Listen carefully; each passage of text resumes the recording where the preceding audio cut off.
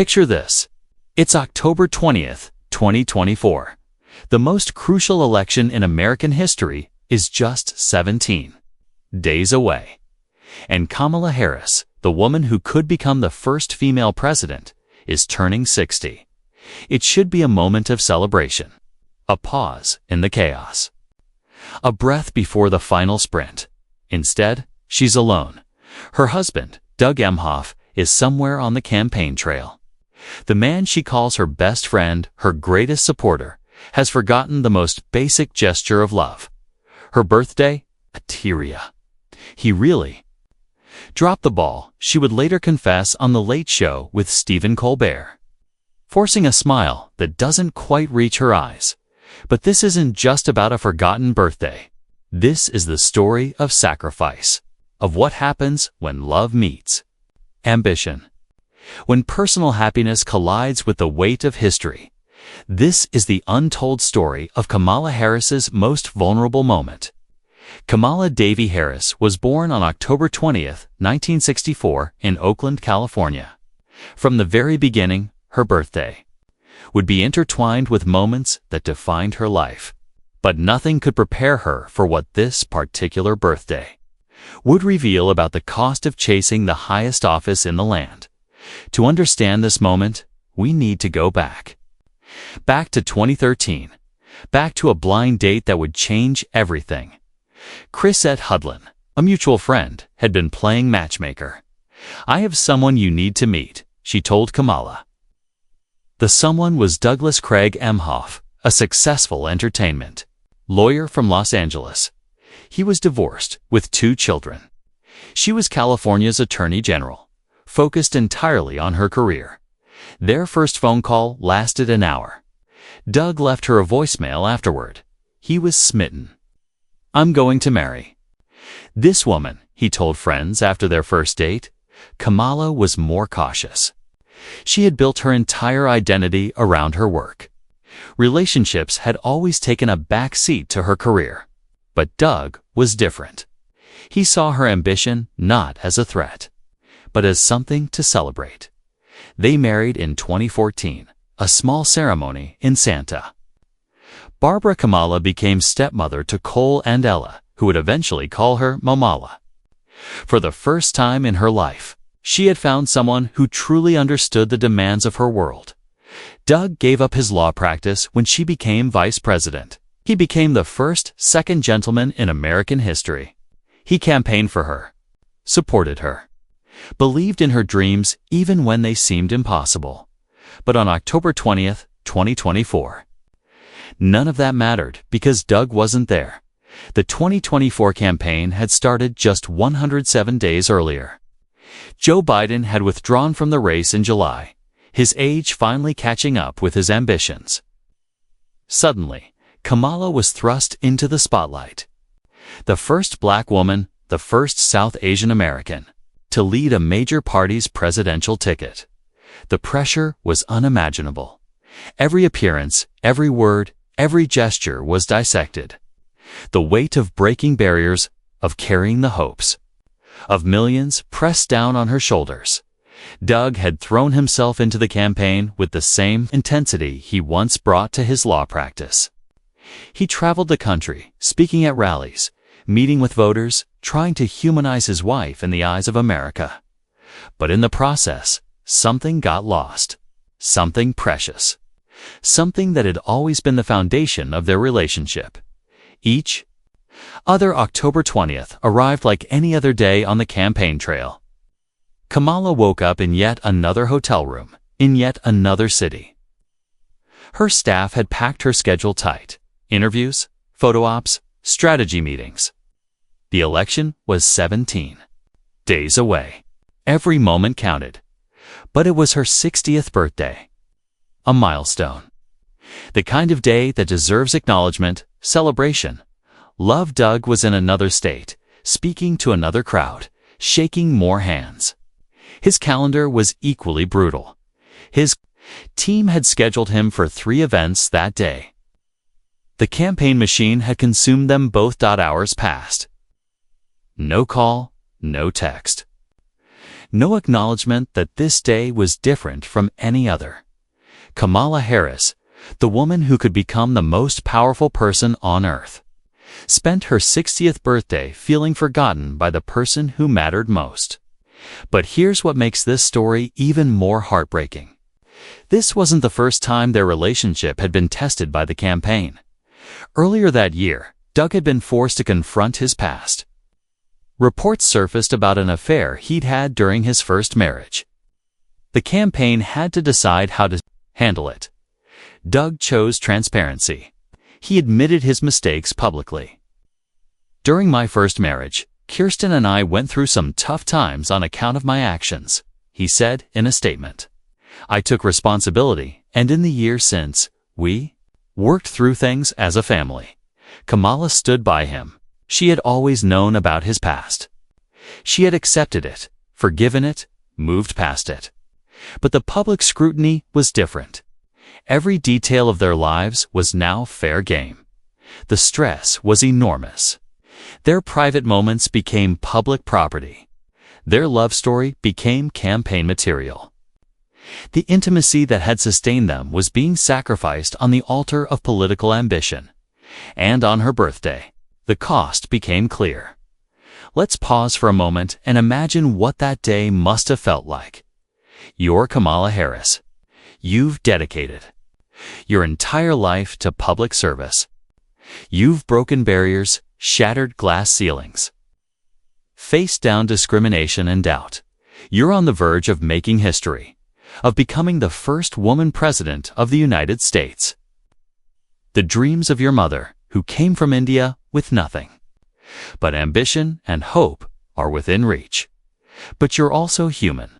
You're a wife, a stepmother, a woman who, despite all her achievements, still wants to feel loved and remembered on her birthday. You check your phone? Nothing. You wait for a call. That doesn't come. Your staff brings you cake, sings happy birthday in a hotel conference room. But the one person whose voice you want to hear is absent. The cameras capture your smile. The press notes your energy. But inside, you're wondering if this is what victory feels like. If this is what happens when you reach for the stars, you're surrounded by hundreds of people, but you've never felt more alone. The campaign continued its relentless pace. 17 days became 16, then 15, then 10. The birthday was forgotten in the whirlwind of rallies and debates and last-minute strategy sessions. Election day arrived on November 5th. The polls closed. The votes were counted.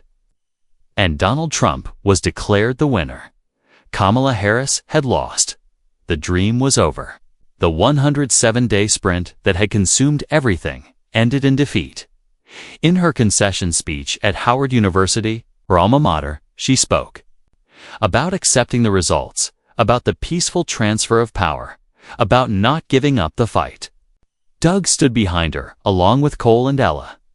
They were there for her in defeat as they had been in victory. But the damage was done. The campaign had taken something from them, something that couldn't be recovered with apologies or explanations. Months. Past life after the campaign was strange, quiet, unfamiliar. Kamala began writing her memoir, 107 Days. She processed the loss, the missed opportunities, the what-ifs that would haunt any candidate. But she also reflected on the personal cost, the relationships strained, the moments missed, the birthday that became a symbol of everything she had sacrificed. When Stephen Colbert asked her about the campaign on his show, she was surprisingly candid. The polished politician gave way to the hurt wife. "He really dropped the ball on my big birthday," she said, trying to make it sound lighthearted. But anyone listening could hear the pain underneath, the disappointment that had never fully healed. It was a moment of raw honesty, a glimpse behind the political mask. The woman who had carried the hopes of millions, admitting that she, too, needed to feel loved and remembered. Doug heard about the interview. Of course. How could he not? The clip went viral. Social media dissected every word, every inflection. Some people criticize Kamala for airing private grievances. Others sympathized with her disappointment. But for Doug, it must have been devastating. To hear the woman he loves, the woman he calls his best friend, reveal her hurt to the world. To know that in his effort to help her achieve her dreams, he had failed her in the most basic way. He posted on Instagram that day in July 2025, when the Colbert interview aired. A throwback photo from her 60th birthday. Happy birthday, Kamala. Life only gets better and better with you, he had written at the time. But now, looking back, the caption seemed hollow. A desperate attempt to rewrite history, to make up for a moment that couldn't be reclaimed. The truth is, this story isn't really about a forgotten birthday. It's about the impossible choices we make in pursuit of our dreams. It's about the cost of ambition, the price of breaking barriers. Kamala Harris came closer than any woman in American history to becoming president. She shattered expectations, inspired millions, changed the conversation about what's possible in politics. But she also lost something along the way. A moment of intimacy, a gesture of love. A birthday that should have been celebrated became a symbol of sacrifice. Doug Emhoff isn't a villain in this story. He's a man who loved his wife so much that he gave up his own career to support hers. He's a husband who traveled the country, enduring criticism and scrutiny, to help her achieve her dreams. But he's also human, flawed, capable of making mistakes that hurt the people he loves most. The 2024 campaign changed American politics forever. It proved that a woman of color could compete at the highest level.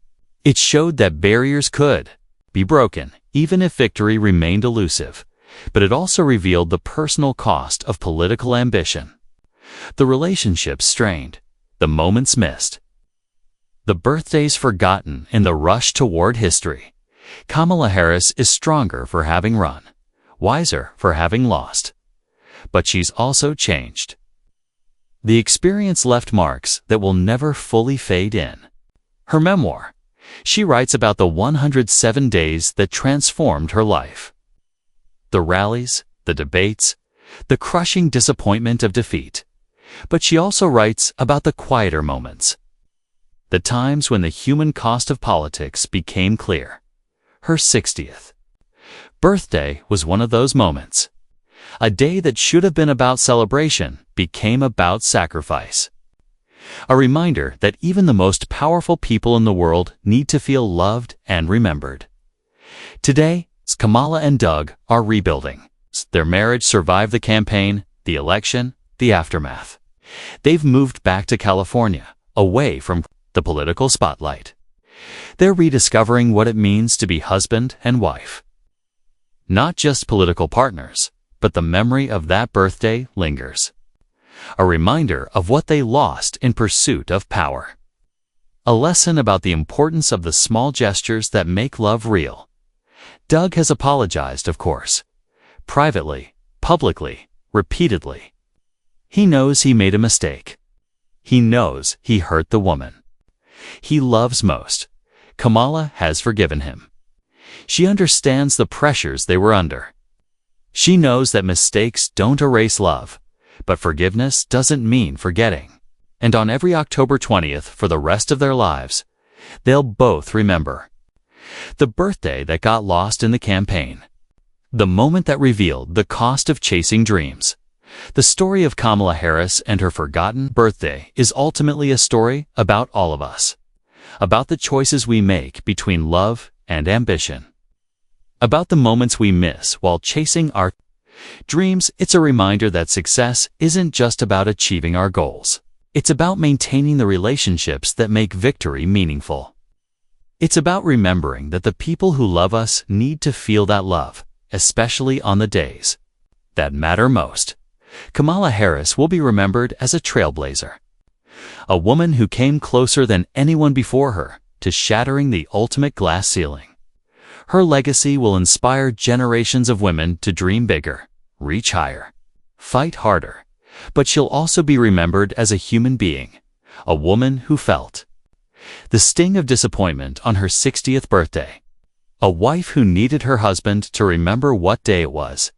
In the end, that makes her story more powerful, not less. Because it reminds us that even the most extraordinary people are, at their core, just like us. Flawed, human, deserving of love and attention and birthday wishes from the people who matter most. The campaign is over. The dream deferred, not destroyed. But the lessons learned will last forever. Sometimes the most important victories happen not on election night, but on ordinary days, not in front of crowds, but in quiet moments between two people who love each other, and sometimes the greatest.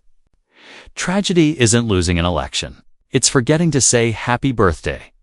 What do you think about Kamala's revelation? Was Doug's mistake understandable given the pressure of the campaign, or should love always come first? Share your thoughts in the comments below. And don't forget to subscribe for more behind-the-scenes stories of the people who shape our world. Because sometimes, my most revealing moments happen not in the spotlight, but in the shadows. Not in victory, but in the quiet acknowledgement of what we've lost along the way. *** disclaimer. This video is based on publicly available information and storytelling purposes only. ***.